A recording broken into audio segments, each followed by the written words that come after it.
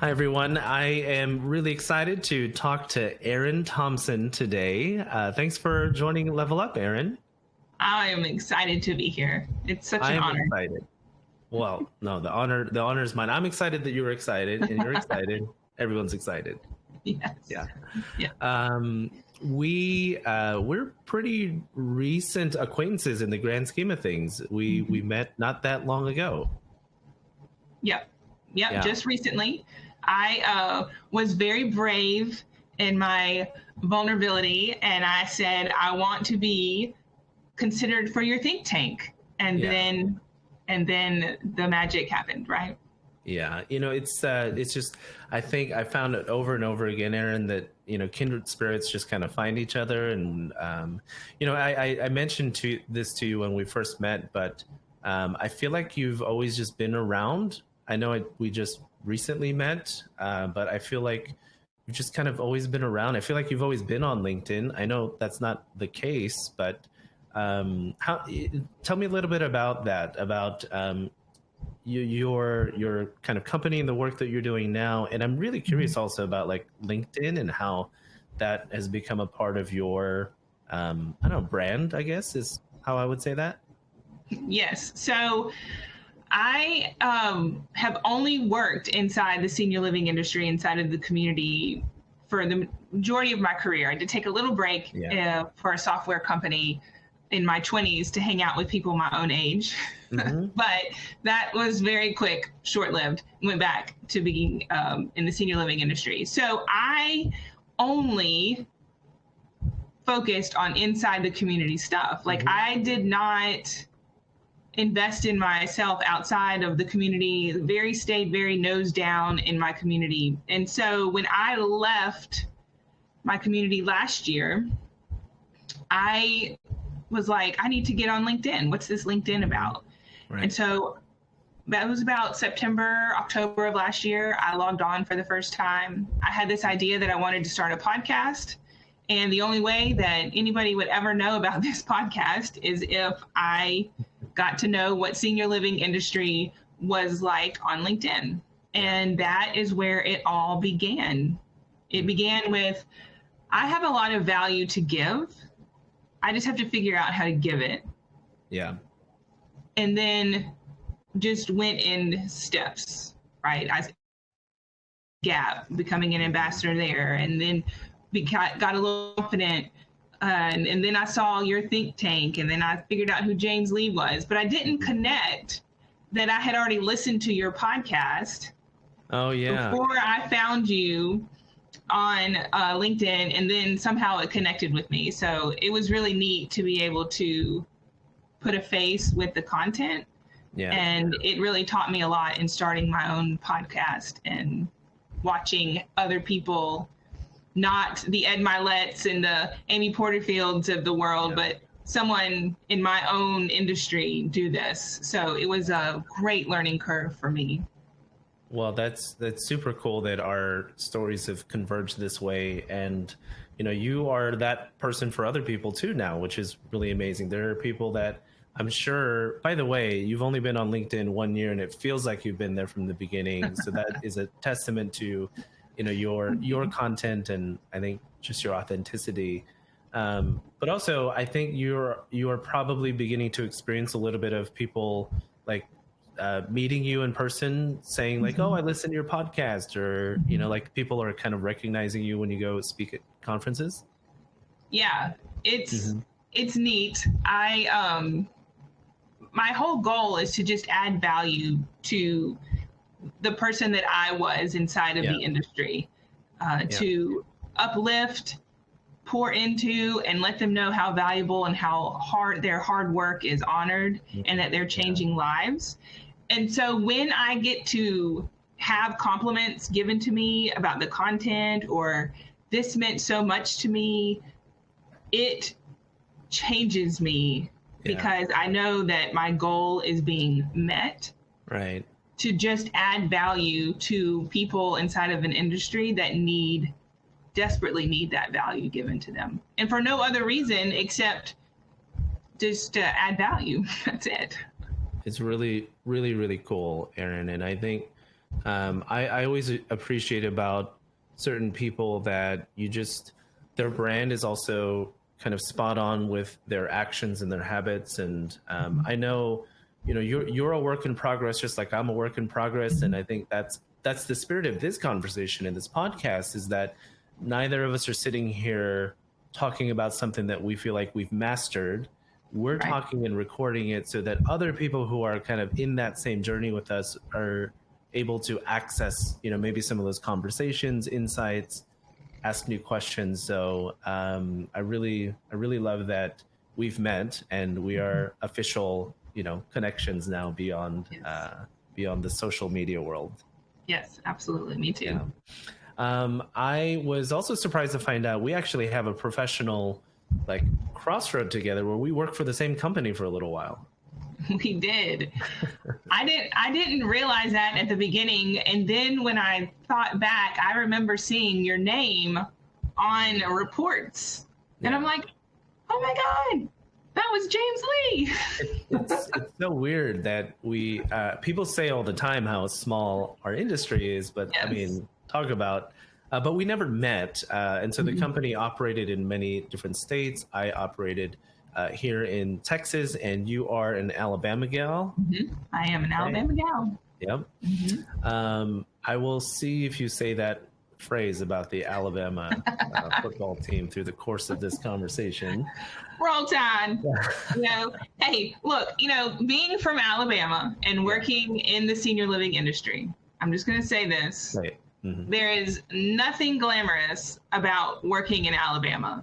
And of some of the major companies that I worked for, there was always an asterisk of you're different in Alabama. You don't, unless you're in Alabama, that kind of thing. And so it was always like this put down in some ways because it's harder to operate in Alabama.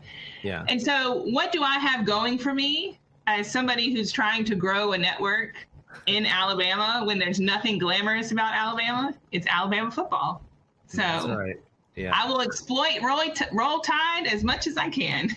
I get it. Hey, I don't know if you know Walt Armentrout. Yes, I do. Yeah. Well, I used to, when I say that I took a minute from senior living industry, I worked at his parents' software company. No way. Okay. Yep. Yeah. Well, he's my only other person that I always think of when I hear that phrase "Roll Tide" plus senior living. I Yep. think about Walt. So Yeah, and that company is based in Daphne, Alabama, which is where I live. So you live there? Mhm. Oh, very cool. Okay. Well, I have 2 reasons to visit now. Yes. Yeah. Yes. So the conversation that we're actually, we were saying before we hopped on here that the conversations that you and I have had recently since we've become acquainted, I get to the end of each of those calls or video calls, Erin, I'm like, dang it, that should have been a episode of Level Up. Like that would have been great for other people to hear. So in a way, we're trying to kind of recreate a little bit of that magic, but I have really appreciated those conversations we've had together recently. Thank you. Yes, me too. And I think the phrase "me too" means so much in regards to those conversations. Yeah.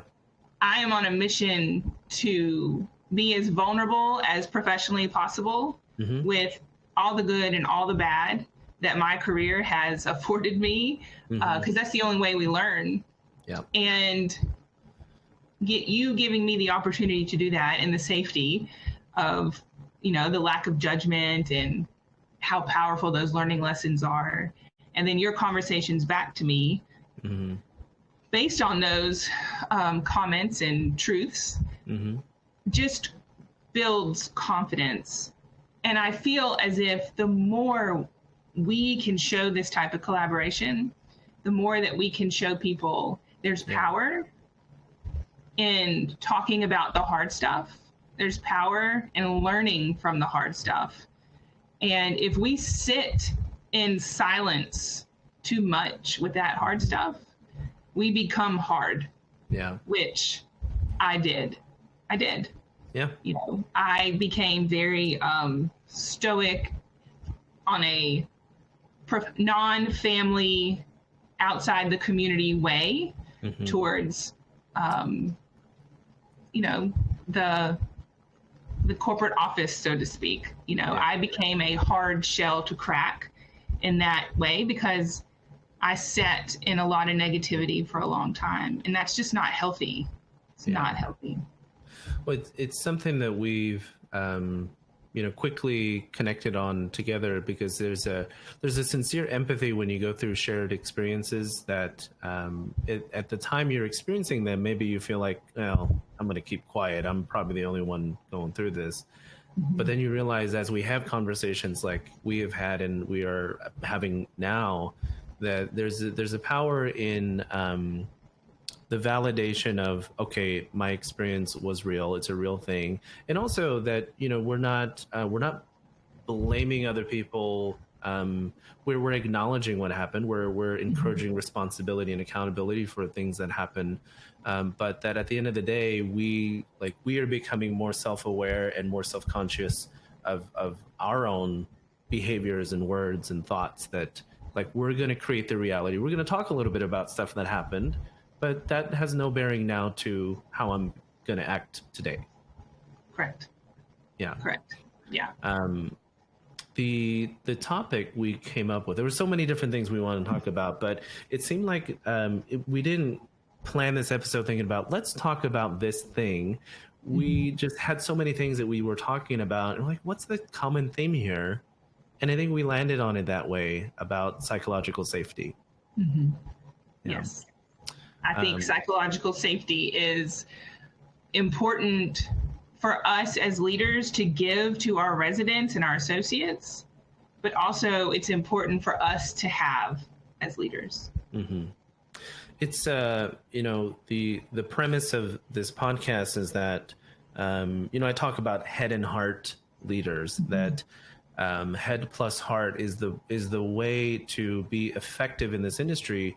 You have to have the acumen and the knowledge of the quote unquote hard skills. And those things may be like finance or sales or property maintenance, or, there's the tangible, quantifiable things that we have to know as executive directors, business leaders. And then there's the quote unquote soft skills, which are all relationship based. And I think you and I have probably seen enough times where this industry heavily anchors towards hard skills, and that a lot of the fracture maybe and trauma that happens from an employee perspective is all this stuff happening on the emotional relationship management side. Yes. Yeah. Yes. So you ready to dig in? I'm ready to dig in. Correct, James Lee. Where's that going? I'm ready to go. We're gonna pause real quick here, guys, and we're gonna go have a moment. No, I'm kidding. We're gonna keep rolling here. So let me start off here with psychological safety. I think as a term, as a phrase, maybe not everybody has the same idea about what that is, but I'm going to take a stab at it. I'm not reading a definition here, and somebody's going to tell me that's not the correct definition. But if I'm explaining it to somebody, psychological safety from a leadership perspective, I think it's the responsibility that leaders have to create an environment in your organization that people feel safe to win, lose, make mistakes, give contribution, but that they're not judged as people. And that we need to create environments where people are free to be themselves, right? Show up as their full selves and not be so guarded. If somebody were to ask you about psychological safety, how would you describe it to somebody? I would say an atmosphere where you can bring the hard stuff, the not so pretty stuff, and talk about it without the retaliation or without the judgment that could bring retaliation. Yeah. So could I come to somebody and say, what happened 2 weeks ago has really left me feeling shattered and really insecure about where I stand in the company, and I need to tell you what that was. And then for them to be able to understand and not continuously bring that up to you over and over and over again, which is a form of retaliation. Right. Yeah. You know, it's a strong arm. It's, let me show you that you shouldn't do that again. You know, or the ability to learn from mistakes.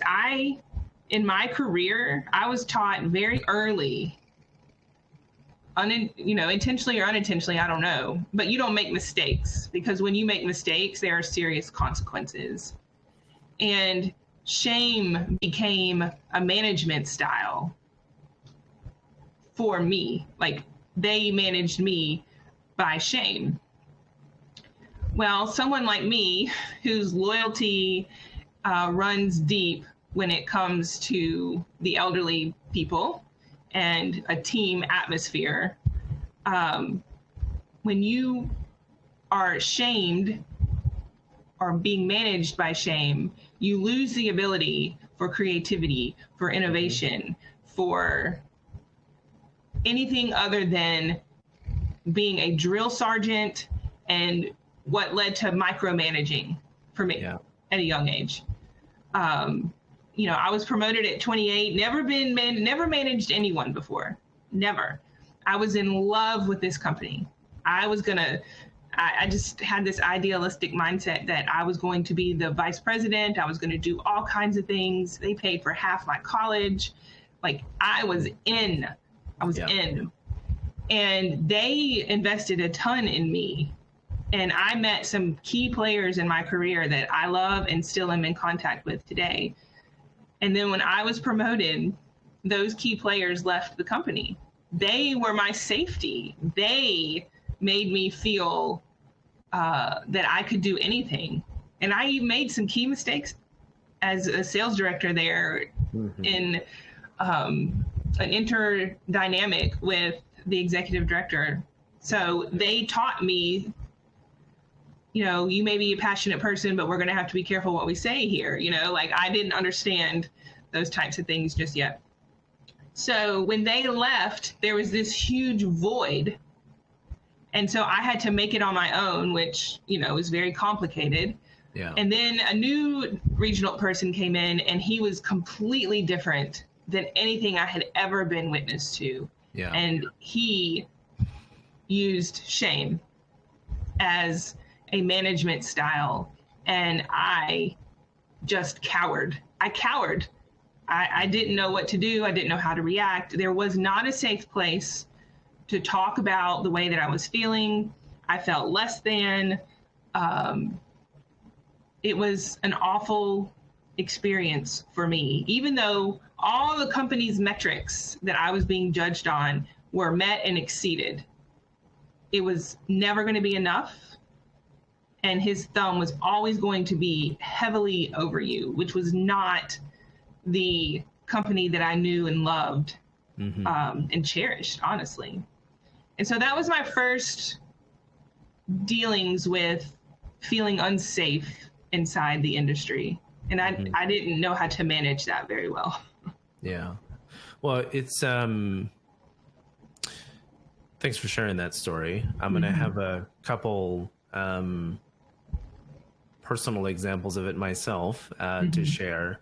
But before we get there, just thinking about how prevalent this is in our industry, which feels like an insult that, this industry, for all that we brand ourselves around good and help and service, how many people, if they felt the safety to do so, do you think would admit that I have felt harmed psychologically, emotionally, within my organization?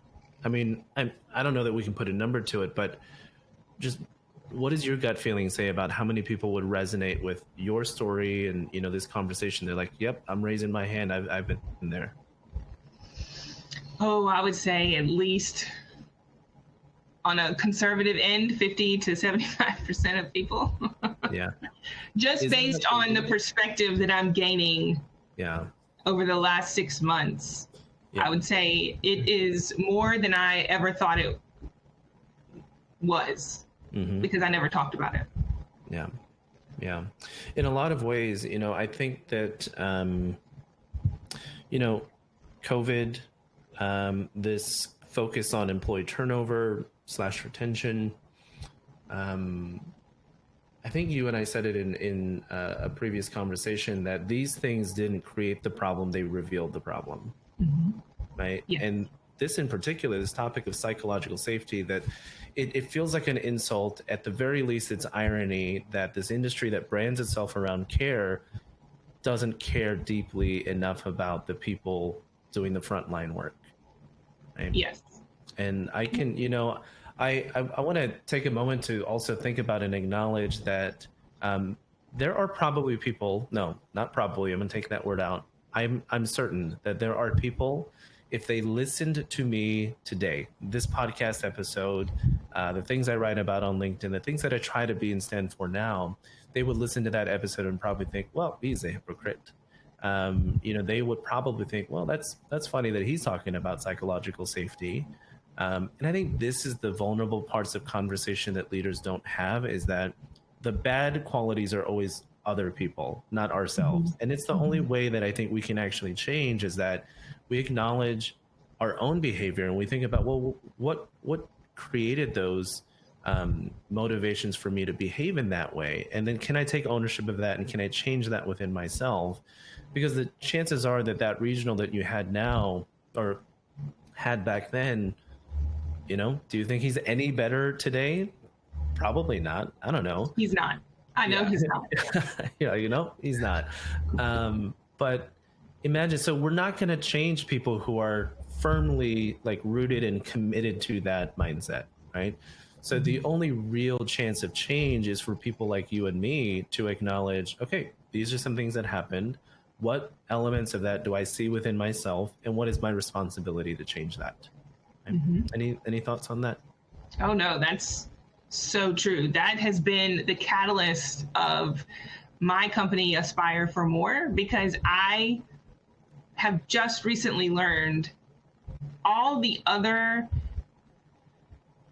hardenings or failures, we'll say, where learning examples that I've had have all stemmed from old wounds that I defined this meaning of just, I'm not enough. When a company says that they want 100% occupancy, and that is the creme de la creme, you are going to be the queen when you get 100% occupancy. And I've done that multiple times in short order, and created cultures of belonging. And it wasn't enough. It wasn't enough at pretty much every company that I worked in. Yeah. And so I became that sentence, I am not enough, generated for everything. Yeah. I learned how to celebrate with my team. You are enough. You are awesome. We are changing lives. And I celebrated big, celebrated small wins, celebrated big wins once I learned the science behind that. But no one really celebrated me, the leader of the executive director. I started my career out as a sales director. And if you've been around, you know that you celebrate your sales director, because the sales director needs to be celebrated. They have the needs to be recognized. Well, I am a sales director at heart, really. And I needed to be celebrated. I needed somebody to say to me, you're doing a great job. Keep it up. To be consistent with that kind of mindset, because my negative mindset was all consuming. And I looked for examples that I was important to people. And I didn't find them very often. Yeah. Even though I was the second tenured executive director with the company, or I brought a community from 67% to 100% in a year and 1 month after COVID. And there was nothing. Right. Nothing. I didn't even get any flowers. And that was like the tail end of my career inside of a community, because at that point I lost connection. Yeah. because I didn't have any connection. There was no connection. There was nothing that I needed was being fed. And I think I didn't feel safe. So therefore I didn't try to connect. Yeah. It's heartbreaking, to listen to your accounting of that, also relating my own experiences to that, but also at a deeper level, also thinking about, are there times where I was the culprit, of other people feeling that way? And I think it's these moments where, there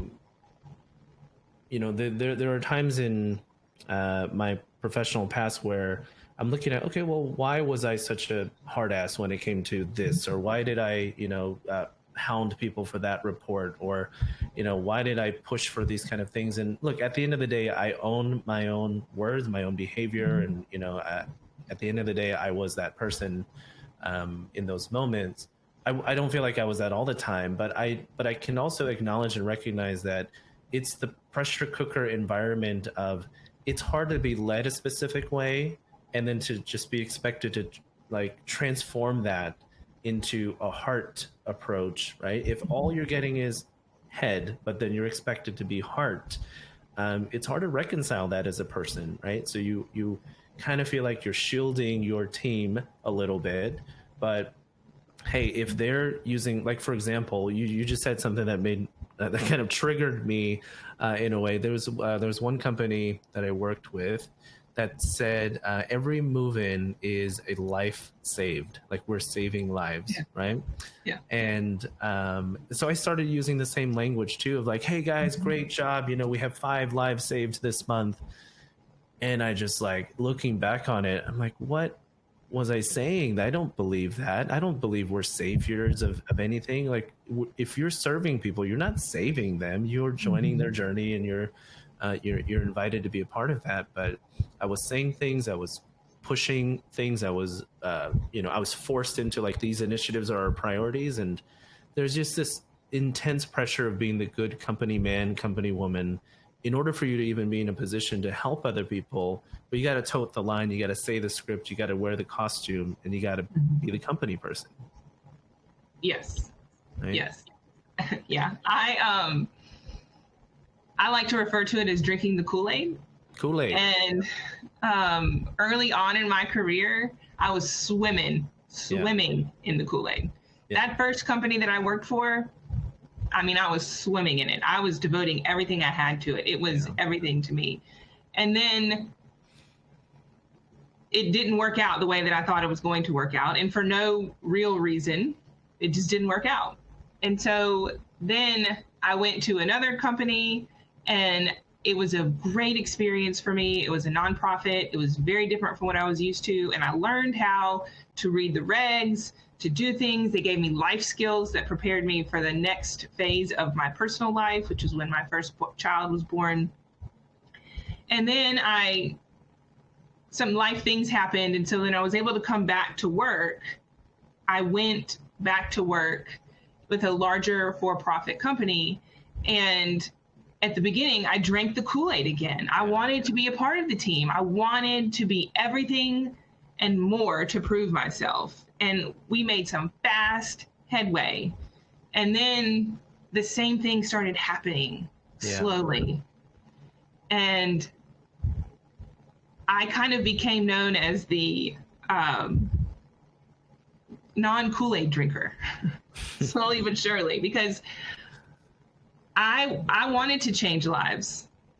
I believed in excellence. I believed in changing people's lives for the better in a very valuable, vulnerable way, authentic way.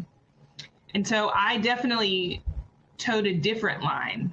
And there was always a lot of friction in the mission way that I served my community and the business way that I struggled to find the balance with. Mm-hmm. Yeah. So, yes, drinking the Kool-Aid, toeing the line, all those things. Yes. Yeah. Yeah. And it is, I think And the value of maybe talking about it here and sharing this conversation, Erin, is that maybe there are people kind of in the middle of that now where they are playing the role, right? They are playing the character of a leader rather than becoming a leader. And I think that was a lot of it for me, was growing up in systems where, the carrot and stick was about respect. Like, it was, I'm either going to give you respect or I'm going to withhold respect. Yes. That's the other side of shame is, shame is about, I'm either going to make you feel ashamed or I will withhold praise to let you know, hey, attaboy, attagirl, but remember, you're not the top dog around here. And there was really a scarcity kind of mindset about respect, and that it was all hoarded up at the top. And I especially found this to be true with companies that always espouse like deep culture, deep, like everything was like culture. That was the word that they used over and over, and they talked about their values. And in fact, in some situations, they forced us like, okay, this week you were going to at stand-up meeting, you were going to talk about this value, right? As like company wide, we're going to talk about this value. Let's all give an example of that value. And I think about like, these are all the artifacts of culture. These are the posters on the wall that are like, we believe we stand for this, so let's have everybody talk about it. But culture isn't what you say you're going to do. Culture is what you actually do, right? So if the people experiencing those, if we could have rewritten those posters, they would have actually said shame, right? No psychological safety. Your numbers are what count. And it's taken me a while actually to kind of rehabilitate my own thinking. And I feel like I've done that, and I feel like I really do lead from a better place. But I don't know. Do you think we all have to go through like really tough experiences to feel like we know better, or is there a path for maybe that somebody's listening to this conversation who's in the early part? They're like, I haven't drank all the Kool-Aid. I'm eager, I'm excited, but are you looking at that person and thinking, oh gosh, this poor person is going to go through some crap right now, but hopefully they'll come out on the other side better. But can we aspire for more? There's a plug, right? Yeah. Can we aspire for more? Can we help change the path of that person? What are your thoughts on that? I think that people coming into senior living who inherently know their worth struggle to fit into the type of setting that we're talking about. Yeah. Because they're going to reject being treated that their worth is their outcomes. Right. They'll just say, no, thank you. They'll just say, no, thank you. And they will leave. And that wasn't me. That was not me. I worked hard to prove my worth. I hustled for worthiness. I wanted their approval. And I have seen there are more people like that, like me, inside our industry than there are people who know their worth, because it won't work. That type of management won't work with somebody who has zero question about their worthiness. Yeah. So I believe that if you're listening and you're feeling fear and you're staying silent in meetings, in group meetings, or that some things don't work in your community and you're silent because you're scared of the repercussions, the pushbacks, it's because you're feeling unworthy. I say this a lot. I was either in the meeting real big, you're going to know who I am because this is what I've done, let me tell you what I've done, or I'm going to be really silent. And when I was really silent, I was really feeling unworthy. I know that now. I wasn't being disrespectful. I wasn't being anything other than insecure and feeling, what does it matter what I say? Because you're not going to listen to it. Yeah. But on the other side of that, when you're inside of the community, you get so much love and validation. that it is a very interesting mind game that ensues. I lived in turmoil for a very long time because people who I gave everything to, which were my residents and my associates and their families, valued me in such a way that I could never walk away from them. I would never have the strength. My abandonment issues would never allow me to walk away from them, right? And so therefore I stayed because I valued my strength as how much can I take and still succeed. That was like the game that I played with myself, which is a very unhealthy game to play. A lot of us were put into that situation. And, you know, Erin, you are the quintessential example of somebody that I think about when I use the word passion handcuffs. That, right? We've talked about that a little bit, that our industry is not about the golden parachutes and the golden handcuffs, although there are certainly people who are making way more money commensurate in or relative to, you know, members of their team. But outside of that, passion handcuffs are exactly what you're talking about, which is I feel abused, unhealthy, less than, no worth, but I have to grin and bear it because I am serving our residents. And it also ties to what I believe. I don't think that most of our industry is consciously this way. They're more oblivious to their patterns. But I absolutely have seen the continued pattern of exploitative kind of leadership and exploitative hiring processes. So think about this, Erin. We interview, for the most part as an industry, when we interview for executive directors, we have this saying, it's ubiquitous, about you don't hire for skill, we can train that, we hire for heart, right? We hire for attitude, we hire for whatever. We can't teach character, we can teach skill. But the code behind that, if you think about it, is, you know, like, hey, Erin, tell me about, you know, sacrifice, or one of our values is about excellence or not quitting. Like, can you tell me a little bit about that? And you're priming yourself that you have to be this person that's like, oh gosh, they talk about integrity all the time. And so in a way, we're almost being gaslighted through values, right? Like, okay, here are the values. Hey, you did not represent excellence today. So let's, you know, you're not a good company person if you are not exhibiting this behavior. And so I think that we as an industry have become too used to understanding that caregivers, health and wellness directors, executive directors, and in my experience, even people kind of at regional and higher up levels, they believe that their contribution is the amount of abuse that they can take and keep moving forward, right? And and for the most part, the people who are in the position of power to benefit from this, they're not going to change the model, right? You can hire an executive director for, you know, $60,000, $70,000, $80,000, depending on the market that you're in. And they're going to take care of one of the most complicated businesses that there is on earth.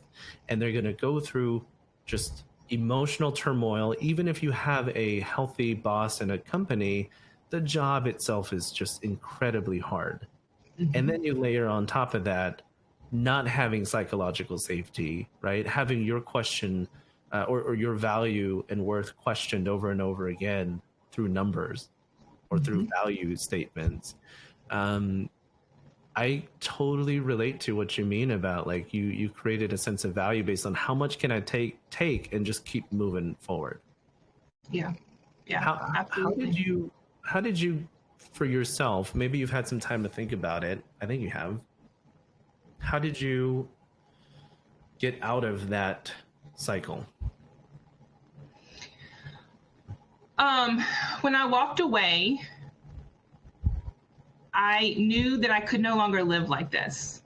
I couldn't live not feeling worthy, even though I have given everything that I could possibly give to change people's lives and to make people's lives better. I was broken. I've gone through some personal things years earlier that I stuffed in a box and just kept going because I had to. Like, I had some real trauma, personal life stuff going on, and my family needed me to work, and I had to work, and I had to be the best that I could be. And so I just kept going. And I needed a moment. Like, I'm a fixer, I'm a problem solver, I'm a pattern finder. So I started looking back at my career, and there's a pattern, and I didn't like the pattern. And that pattern was me. It was me. I could sit here and say lots of things. I could tell you lots of examples that makes me look like a victim, but I could have left at any given time, but I didn't. I chose to stay. And I didn't like that pattern, for one. And I finally said, Erin, you have value. You've got to figure it out, right? Yeah. So my first step was this podcast. Like, I love to talk to people, so I'm just going to start a podcast. Well, I don't know anything about social media. I don't know anything about how to record a podcast. So I found a coach who would help me learn details. Yeah. I didn't realize what I was signing in for this 6-month course. Like, I had no idea that my life was going to dramatically change. Yeah.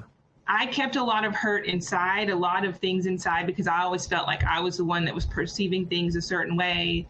I always discounted my feelings. I always discounted, well, you did that wrong, so that's what you deserve, that kind of thing. So when I surrounded myself with people who were trying to achieve the same thing that I was, and I heard them talk about their shortcomings, how they couldn't get this, how they couldn't get that, and then I heard the coach them on how to overcome that, I was like uncomfortable.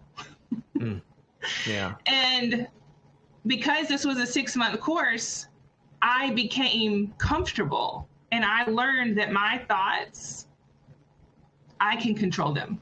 Yeah. And just because I think it doesn't matter, and I learned what value and worth was. It's still an everyday process for me, right? You don't get to change the way that you thought about yourself your entire life in 6 months to a year. But when you identify the triggers, the root cause of those triggers, and create sentences to overcome them, you grow. And although I've got a long way to go and where I want to be, I am the strongest and most confident version of myself than I ever have been, to where we're even talking about this conversation for whoever to hear is so important to me, because I told people that I would never talk about this. And here I am talking about it. Here you are. It's like, let's just put it on the internet. That'll be safe. Let's just put it out for the world to hear, right? Yeah. Because I'm the cause of a lot of things because of the way that I thought about them. Right. They are real. They did happen. And there are situations that have happened to me that no one should ever be treated the way that I was treated. But I'm not a victim. I'm a victor. You can change your thought process behind everything, and you can choose to leave a situation that doesn't serve you. Yeah. Yeah. It's, I'm glad you are in another place and that you're set, on a course for, continued self-rehabilitation and growth and movement. And I think that's another parallel in your journey that I resonate with, because it mirrors my own intention, is that, with Level Up and everything that I do, again, it's not from a place of mastery. I've mastered this and now I want to impart it on other people, but it's recording your learning journey as you go. At the top of this episode, we both took a stab at defining psychological safety, and we're probably going to listen back to oh man, we rambled through that and that was a little messy, but that's kind of the point, right? If we record this conversation 2 years from now, we're probably going to have a little crisper, definition of it. But I applaud, where you are with the fact that processing it out loud, thinking through it out loud, changing your mindset as you go and inviting other people to it. I mean, what better way to learn than to teach, right? I Right. think that's something that you and I share as well, is we're teaching this stuff, but in the less of like, I've been to the promised land, but more of I'm headed there too. Like, let's go there together. Yeah. Yeah, absolutely. I wish someone would have done that for me, and that's what I want to do for other people. We need executive directors in our industry. Like, we need people. Need a lot. And we don't want to run them off. We want to be able to support them in a healthy way. Yeah. And my story is very unique. I don't think that hopefully, I don't know, maybe there is, but I don't want people to feel alone in the way that I felt. And if our industry is not set up to support each layer of leadership in a way that will uplift and enhance leadership skills, then it's our responsibility as leaders to find help outside of that. And I don't think I would have been comfortable in doing that until now. Mm-hmm. There is so much. LinkedIn opened up my eyes to what I wish I knew before, because I think it would have helped. Yeah. I think reading your content would have helped me, like, oh, somebody else thinks like me. Oh, yeah. I know how that, I know how that is. And it would have given me a lot of confidence that I wish that I was able to have while in the community. I 100% agree with you. I think, that's part of my commitment to LinkedIn. And the thing is, I don't do all the traditional things that probably somebody who is going after social media influencer status would do. Like, my posts are way long. I have no idea what I'm doing with hashtags and all of that. But the truth is, for me, it's a discipline. It's an exercise of discipline and consistency that I'm thinking out loud as I go. And the engagement that I get, the way that I approach that is the comments and the reactions and everything. It is just constant market validation of these things that we're talking about, of what things really matter to us. And so when I write a post about something that I'm deeply feeling, or it's the story of something that we've done, or or a concept that I really think would be a great discussion, the comments and the reactions and the conversations I have with people afterwards, it lets me know, it gives me a real pulse check on the industry.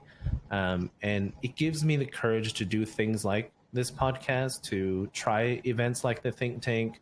There's no permission being granted to any of us to do these things. It's just like, for the incumbent powers that be that have run traditional senior housing, senior living through this kind of shame and carrots and stick model, they've got to be really worried about what's coming up, right? Because there are people breaking away from that. There are people saying, I'm not going to do that anymore.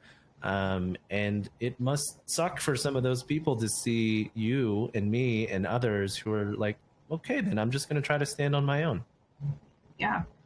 Yeah. I mean, I started out as like saying, like, this is just going to be a love story to me. I'm just going to show up consistently for me. Like, that was it. Right. And then it became more than that gradually.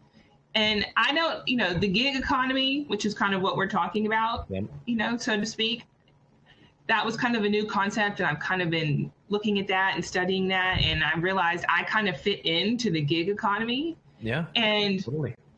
The way that I see the gig economy from my lens today is the I am of value economy.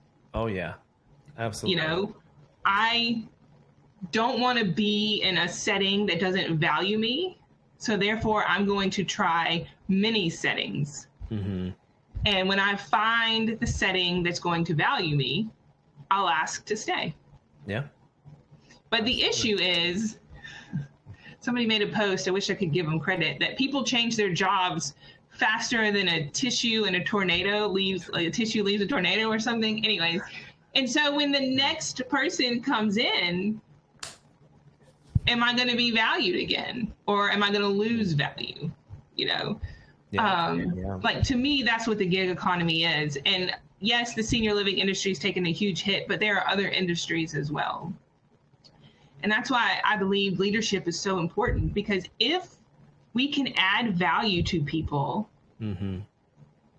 they will stay. They will want to stay. I had many people who were agency caregivers that wanted to stay inside of my community because of the way that I valued my caregivers. I certainly was not perfect. There were many moments where my stress level overtook a moment, but they knew how much I cared about them. They knew their value in my eyes and in other people's eyes, because I made sure that every family member knew the value of our caregivers and the importance of the relationship with them, that those agency workers wanted to be a part of my team. Yeah. So to me, the gig economy is just people who didn't feel valued, but have a lot of value to offer. Yeah. I think that's a really great way of articulating that. It is, the gig economy in a lot of ways is a rejection of the status quo of senior living, right? And and that totally resonates with me. And there are organizations that are not only capitalizing on that, but leading the charge, right? It's like, let's give you the platform for that. And while I, am leading my own organization at Bella Groves, there's still, 10, 15% of my work that is in this sphere, which is really gig economy based of, I want to be in spaces to have conversations like this. And I mean, to date, I don't have any money coming in from this podcast, but I'm also trying to be smart about my time spent. All has to feed into one singular purpose, which is to help influence this industry for head and heart leaders to feel the capability and the support to be able to make that change, right? So even though I'm not tracing a revenue dollar off of like this time spent, I know that the aggregate kind of effect of all of that is maybe somebody will think about me for a paid speaking gig, or somebody will think about, hey, you know what, I'm going to send somebody to the think tank. And, I'm creating those routes for myself, because it's kind of like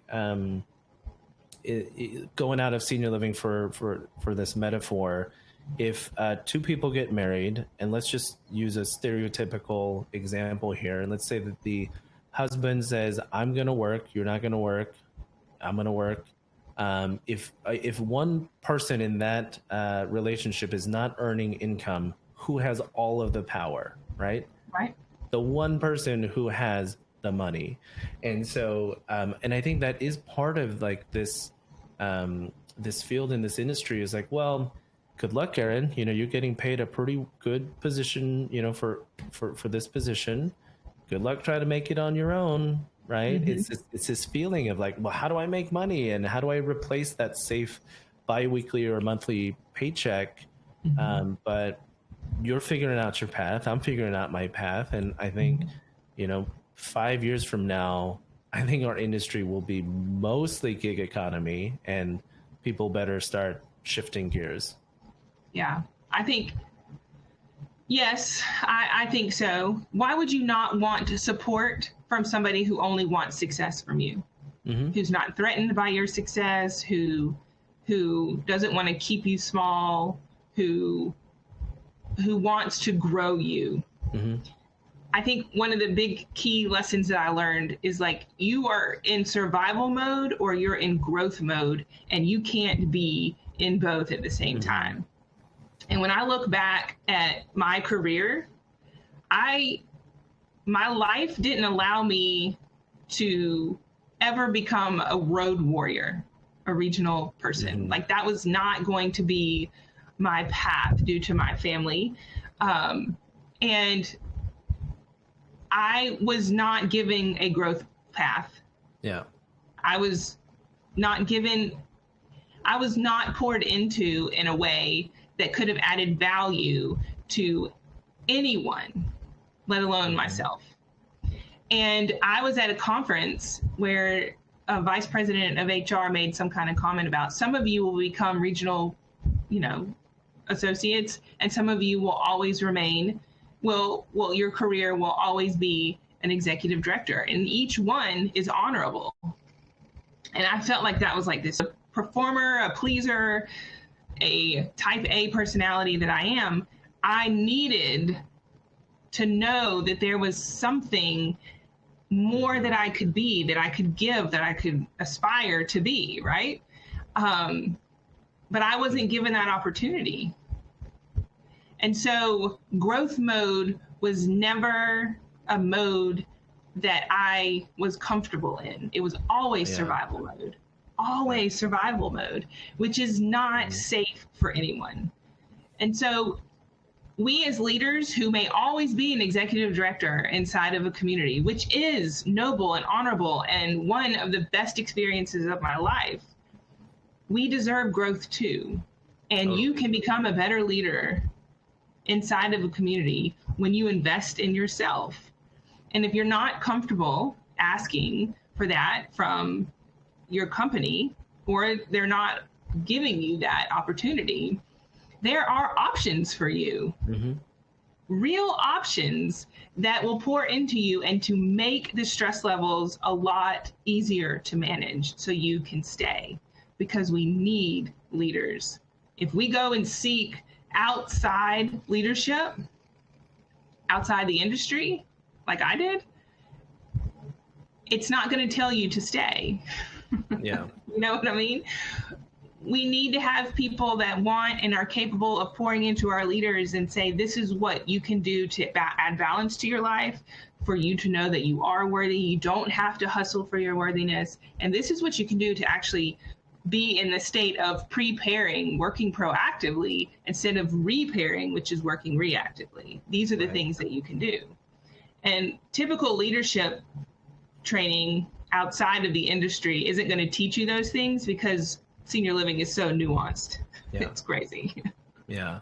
Well, it's, all of those things kind of lead into the work that you're doing, and the work that I'm doing through Level Up is giving people the outlets for hearing about psychological safety, emotional intelligence, conflict management. These are like emotions vocabulary. It's one thing that I talk about now after having really learned it, that most people can't really decipher their emotions beyond a very vague, happy, sad, angry, right?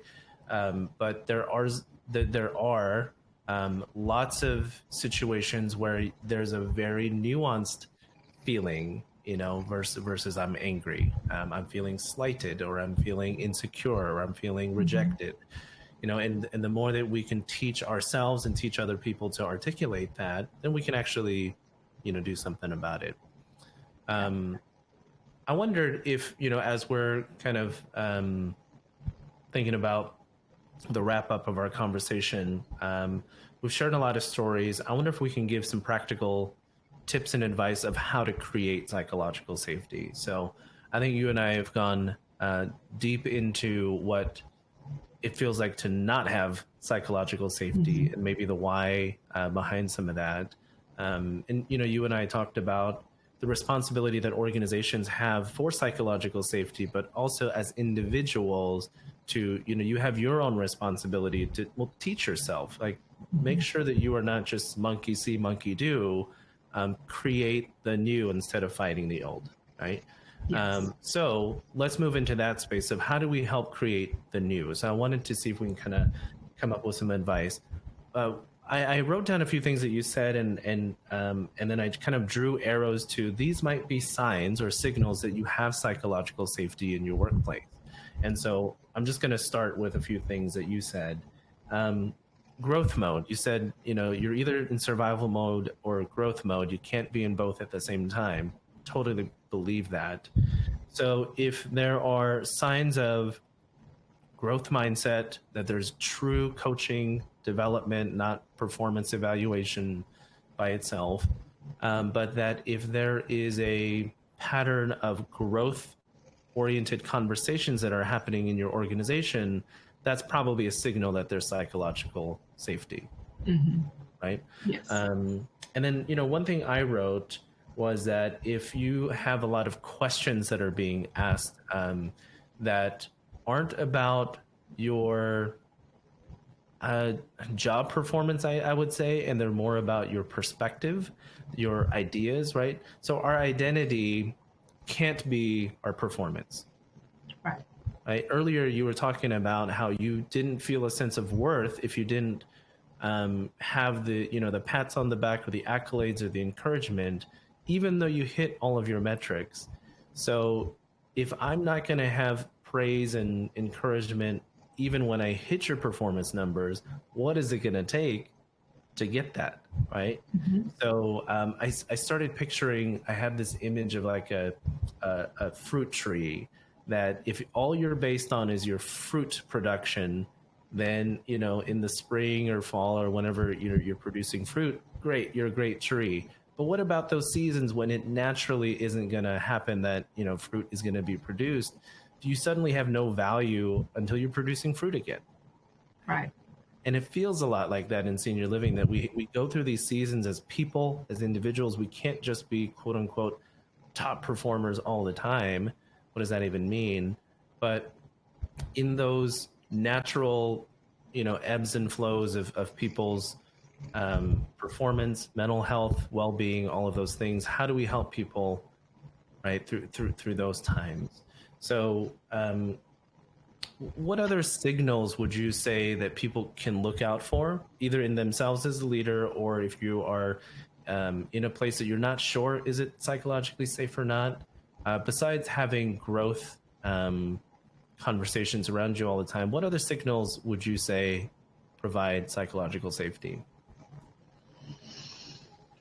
When you have a one-on-one meeting with, a regional support team or somebody, and they ask you questions about you, or they ask you what your goals are.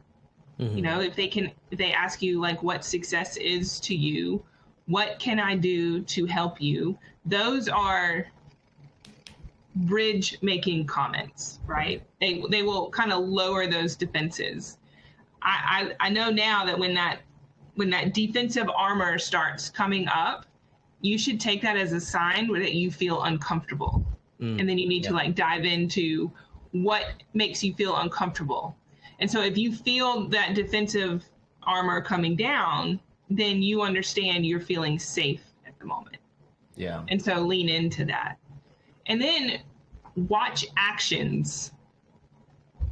It's not about what you say, it's about what you do. And if it's what you say is what you do, then there is this feeling of, okay, I'm in a place that's valuing me, right? I'm in a place that I feel safe, that I can give everything I have, and I'm in a safe place. One of the things that I had when I had really great regional directors, there's two people that come in mind. I would get notes. This one regional director would send me thank you notes. And he always questioned my thought process, and I thought he was crazy. Turns out he was right, and I was the one that needed the help. But he would always write me these notes. And even though I would roll my eyes at the time, it still meant something to me. And when I didn't have that, I felt the void of that. But whenever I had a regional director that just allowed me to call her and get the emotional reaction out, like I could just call her and I would say her full name and she knew what I needed, and she was quiet and she let me go. And then I say at the end, I'll call you back and let you know how it went. Yeah. And then I would, those moments made me feel safe in the unsafe times. Yeah. A very localized moment where they allow you to be the real you, so you can in turn turn around and go be the version of you that situation requires you to be. Yeah. So when you have those things, that's really important. Those put Band-Aids on bigger issues, but allow you to feel. But if you feel red flags, this is one thing I will say. If you feel red flags come up, do not discount them. This is in every phase of life. Yeah. Don't discount them and constantly tell yourself you're wrong. Yeah. Because what you say to yourself really matters. Yeah. Lean into it and investigate a little further. Because the more we tell ourselves, power through it, nothing's wrong, it's just you, the more we set ourselves up for unsafe environments. Yeah. But, if you're a regional director, write somebody a note, send them a gift, do something, compliment on something that is who they are as a person and not necessarily their outcome. Those things are so important. You never know what seed you plant. I could tell you things that people said about me years ago that I am just now seeing, oh, okay, now I get it. Mm-hmm. That I didn't get back then, that now I understand. Somebody always called me a good egg. And I've always held on to that. And now it just means so much more because I am a good egg. Yeah. I just didn't know it at the time, It's a real Southern saying, you're a good egg. I'm a good egg. Yeah. It's a kind of a full circle moment with one of the things that you said about, as leaders, one of the practical things that you can do is compliment someone's character, not their outcome. And I think that's a really amazing practice to build. Because if you think about it, if we always praise people's outcomes, and even if that was a job performance expectation, if you say, hey, Erin, great job on reaching 100% occupancy, and that is the only compliment I ever give you, your value is attached to that number, right? The fruit on that tree. So if you're complimenting, Erin, I love the way that you handle that conversation with your direct report. You really become very, very skilled at conflict resolution. Okay. Yeah. Right. Oh, yeah. I'm feeling real good. I feel pretty good about that. Right. I think, these are really good signs. And that full circle moment is, I think when we met and had our first conversation, you still have a little bit of that, like you introduced yourself by, I'm Erin, and I wasn't right off the bat, but you kind of gave me your stats, right? Yeah. Like it was like, oh yeah, I was at this community, we got to 100%, and I was like, well, cool. Tell me about you. Yeah. Yeah. Right. Yeah. I've learned, and I still, that gets me in the door. Right.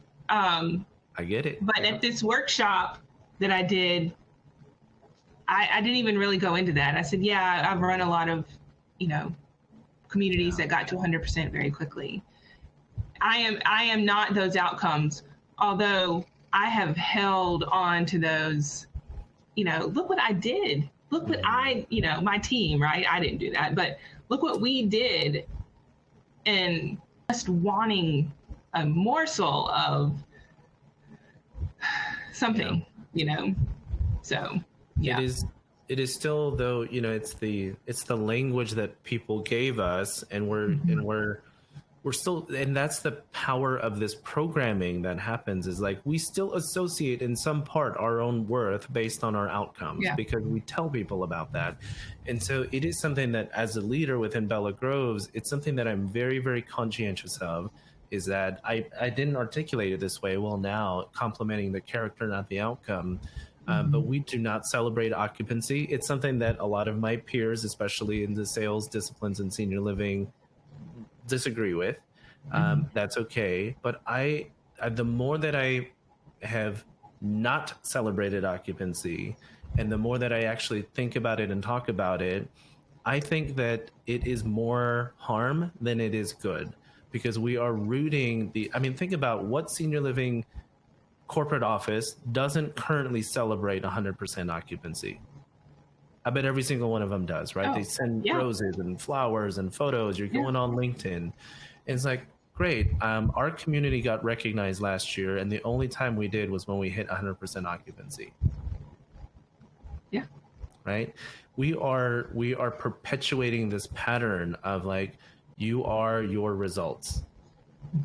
But if you think about like the stuff that we share about Bella Groves, the things that I write about on LinkedIn, like, do you know anything about our company's performance? No. No. But you probably have a feeling about what we value, right? Yes. We actually had our very first move in this maybe 3 months ago, 3 or 4 months ago. It happened because of LinkedIn. A family member was referred to us by somebody who followed me on LinkedIn. He said, "Hey, I know you're looking for a community for your mom." And they live in Austin, by the way, Georgetown, actually, which is 2+ hours away from where we are. He said, "If you're close enough, you should check this place out. Follow this guy." And so the daughter, was following. She's still actually, so when I write about Bella Groves on LinkedIn, I'm like, oh, she's going to see that. I better make sure I'm on my P's and Q's. But yeah, I mean, we are in that world now where people are doing their research. They're looking at our presence on social media. And I think that's another thing that leaders have to, it may not feel like very practical, immediate advice towards psychological safety. But if you think about it, most of my managers at Bella Groves follow me on LinkedIn. How much do you think they're going to let me get away with of like just being fake on there and talking about things that I don't actually do at work? Right. Yeah. It would. You're going to lose respect very quick. Immediately, right? So it is, for me, it is also this discipline of like, I'm going to write about what I do and I'm going to do what I write about.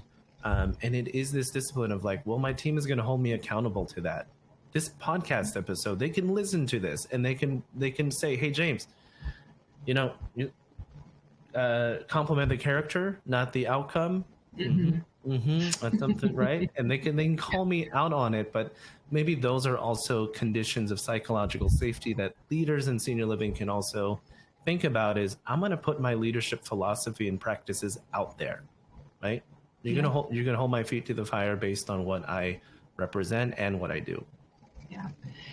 And I know we're wrapping, but if we complimented people's character, the caregiving, I worked from 2012 to 2022 in a lot of drama in my personal life, right? So there's a big correlation to understanding what our caregivers or anybody who could be going through really hard times in their personal life, and then coming to work and having to work inside senior living, where if you're a caregiver, you're disrespected, you're a woman caregiver, you could be put in weird situations. There's lots of different things. That what if we offered an environment for them to come in and feel safe, feel a part of a team, and where we are the place that they fill their cup, which is what I tried to do. And it wasn't always perfect, and I needed more associates, just like everybody else does. But the buy-in that I had with the team that I had was they knew their worth to me. We didn't always agree. It wasn't always a sunshiny day, but they knew their worth because I wanted to give them what I so desperately wanted. Was that feeling of value and worth. And when you walk in this door, I don't care what color your skin is, what the world is telling you, you are important to me, and your role is almost more important than mine, because if you don't come to work, somebody's directly affected in a negative way, And if we could all strive to be that way, I think we could turn the tide. But is the funnel broken? Can the executive director expect their cup to be filled from a regional director whose cup isn't being filled, and they're traveling the world and setting all the fires? Where's the cup getting filled from? So I think that's where people like you and I and others can fill that cup. And I think LinkedIn has certainly been such a cup filler for me in confidence, that we want to do that for people. Yeah. So. Well, we can find other members of our tribe, right? Yes. And if we keep turning that tide it'll roll. It'll roll tide, right? Yes. Bad joke. Yes. I got it in there. I have to also connect something that you said about the more that we acknowledge, and so like as we're wrapping up, we're talking about practical tips. What can you do? Not just listen to Erin and James's stories, but what can you do to build these habits? You know, complimenting character, asking more questions than you provide input, right? So one of the posts that I made, which was a very like reminder to self post, was I recognized one day that I had one interaction with this caregiver. That was the one time I saw her that day, and it was constructive criticism. It was like, hey, by the way, just, you know, little FYI, I love that you're doing this, but, you know, maybe think about doing it this way. And that was it. I didn't think much of it. I just left. But later, as I was just kind of downloading, you know, from the day, I was like, that was my one interaction with her. And, you know, I don't feel I'm important, but to her, the owner of the company just walked by, and that was the one thing that he talked about, right? And it's like, if you're limited on time and you only have one thing that you can do, make it a compliment, right? And make it a compliment about that person's character.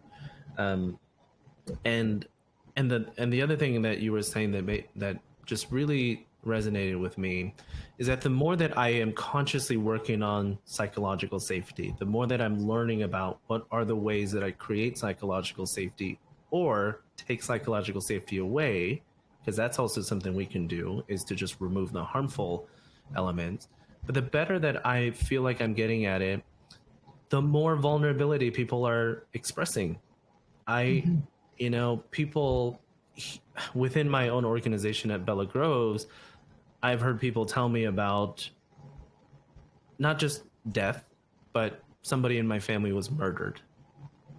You know, people talking about, you know, the loss of a pregnancy, homelessness, you know, like like real deep things that people are like going through. And like, had they not told me that, and I was just like talking to them about, hey, you know, the temperature log on the fridge just needs to be updated. And in their mind, in their heart, in their soul, they're thinking about, you know,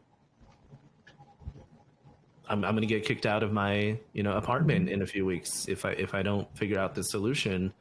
It has ratcheted up my feeling of responsibility that the more people express their vulnerability, the more I feel like I can't solve those problems for them. But at the very least, I can create a place, like you said, where people come to Bella Groves to fill their cup, right? Yeah. I'm safe here. I can take a break from my world, and I'm respected, I'm valued, I contribute.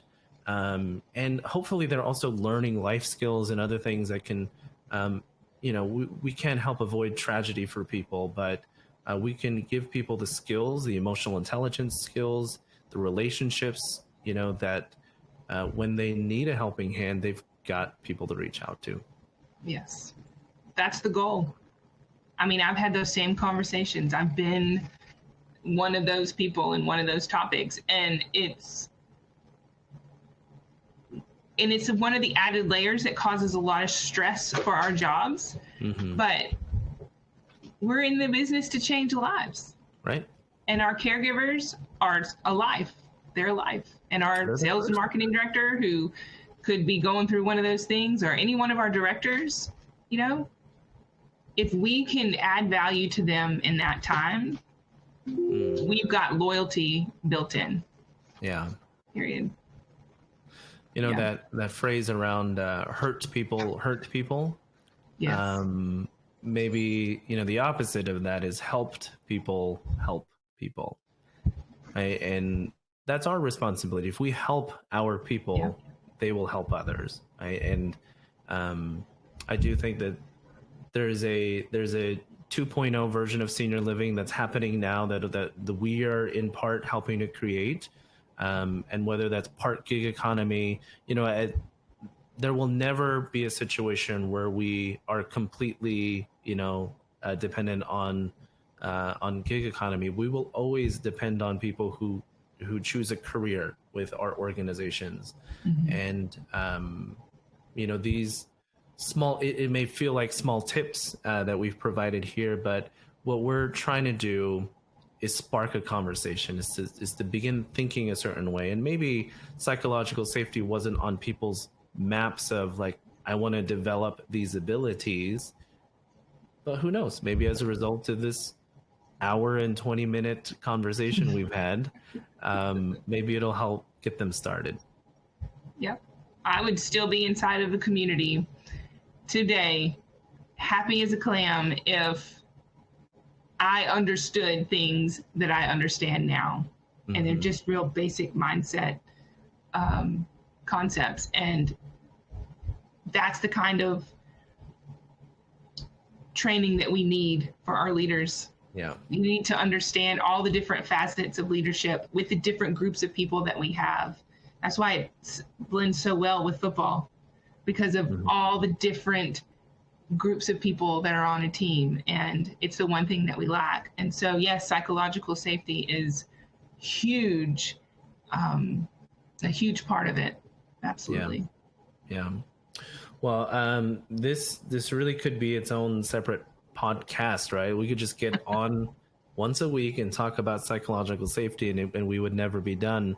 But hopefully this does get people started to think about it, talk about it. I hope people listen to this episode and reflect, but also the point of all of this is, even if you can't change the culture of the organization that you are a part of right now, you 100% have access to your own mindset, your own habits, your own words that you say to yourself and others. So maybe that's our, parting call to action here, is that, look for the signs of psychological safety, but create them yourself. You don't have to be the top boss. You can just create that wherever you are. And I hope we create a little safer environment for people. Yeah. Invest in yourself. You never go wrong with that. Yeah. You deserve it and you're worth it, and you'll be better because of it. Yeah. Boy, I'm really looking forward to meeting you in a couple of months at the think tank. We've gone from didn't know each other really to we have like these deep emotional conversations. We're a podcast, guests, and then we'll work together at the think tank. So yeah. Thank God for LinkedIn. That's right. Changed my life. Yeah. Hook 'em horns. I got to add that somewhere. I know, right? What's going to happen? You thought I was going to just go the whole episode and not say it. Dang, Texas. God. Yeah. Looking forward to being part of, the SEC next year, and we'll have a lot more conversations. That's right. Then Nathan, Erin, and James are going to have real problems then. We're all going to be, that's right. So Nathan Jones, he's a Georgia Bulldog. Aaron Fish is a TCU. He's Kansas State. Kansas State. Okay. Yeah. I'm a UT, Texas Longhorns guy. Yeah. So fun football season. We'll talk about it offline. Yes. Yeah. Thanks so much for joining, Erin. Hang tight. I'm going to stop the recording here in just a second, but thanks for joining me Thank you for having me. This conversation. Thank you so much for joining me for this episode of the Level Up Leadership Podcast. If you enjoyed this episode, please consider subscribing to the podcast and its YouTube channel. Better yet, share it with someone you know who is on their own leadership development journey. I hope you'll be back for the next episode of Level Up. But until then, I hope that you are leading well, and remember that you are living your legacy today. So, make it a good one.